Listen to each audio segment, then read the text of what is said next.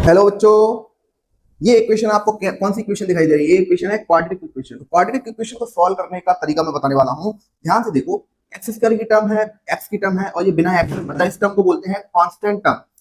तो constant term और जो एक्स स्क्वायर की जो कोफिशिएंट है मतलब 2 और ये 5, 2 और 5 का हम मल्टीप्लाई करके देखते हैं। पहले क्या आता है, क्या आएगा? 10 आएगा।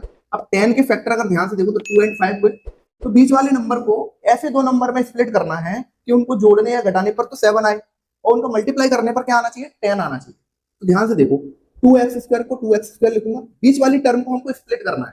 कौन सी टर्म को? इसको स्प्लिट करना है। 7x को मैं यहां से देखूंगा, 5 + 2 करेंगे तो 7 आएगा ना। तो मैं इस वाली टर्म में इसको स्प्लिट कर दूंगा, 2x + 5x कर दिया।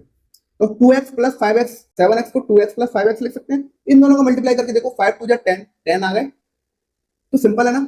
अब ये 5 की 5 रखेंगे। अब यहाँ पे देखेंगे हम इन दोनों का पेयर बनाएंगे, इन दोनों का पेयर बनाएंगे। इनमें क्या क्या कॉमन आ रहा है? इसमें देखो ध्यान से, जो 2 कॉमन आ जाएगा, इसमें x है, इसमें भी x है।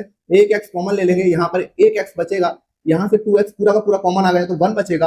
अब यहाँ से ध्यान से देखो, इसमें 5x है, यहाँ पे सिर्फ 5 है, मतलब 5 यहाँ पर भी है, 5 यहाँ पर भी है, तो ओनली 5 कॉमन आएगी। तो यहाँ पे बचेगा x और यहाँ पे 5 चली गई, तो यहाँ पे 5 की जगह क्या आ जाएगा? 1 आ जाएगा, इक्वल्स टू 0। अब ध्यान से देखो, इस पूरे इक्वेशन में x + 1, x + 1, इन दोनों सेट में x + 1, x + 1 क्या है? कॉमन है। तो इस x + 1 को हम कॉमन ले लिया, तो बचेगा क्या? इस पूरी इक्वेशन में 2x बचेगा प्लस 5 बचेगा। यहां से भी x + 1 ले लिया, यहाँ से भी x + 1 ले लिया, तो ये बचा क्या? 2x + 5 equals to 0। तो ये दो फैक्टर आ गए। अब एक एक करके आप क्या कर सकते हो, ये दोनों फैक्टर क्या है? आपस में मल्टीप्लाई करके 0 है, तो एक बार इसको 0 के इक्वल कर दो, एक बार इसको 0 के इक्वल कर दो, दो फैक्टर आ जाएंगे। तो आप क्या करोगे? x + 1 = 0 और 2x + 5 = 0।